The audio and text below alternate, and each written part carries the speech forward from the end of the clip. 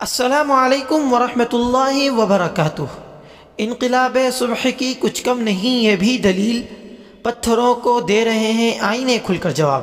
جی ہاں ناظرین، بہار کے مسلمانوں کے لیے اور بالعموم تمام مسلمانوں کے لیے جو بھارتی انتہائی شرمناک خبر سامنے آ رہی ہے کہ 6 دسمبر کو جس دن تمام مسلمان بابری مسجد کی شہادت کی وجہ سے انتہائی غم اور شدید کرب محسوس کرتے ہیں، اس دن بابری مسجد کی شہادت پر مسرت اور خوشی کا اظہار کیا جا رہا ہے۔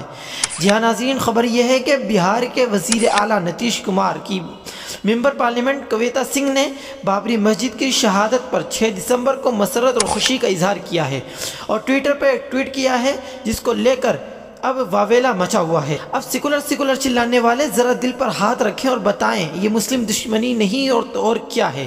اس پر ساحل لدھیانوی کا یہ شعر یاد آتا ہے کہ ظلم پھر ظلم ہے، بڑھتا ہے تو مٹ جاتا ہے، خون پھر خون ہے، ٹپکے گا تو جم جائے گا، کہ جن کا ووٹ لے کر تم کودے پھر رہے ہو وہ سبق سکھانا بھی اچھی طرح جانتے ہیں۔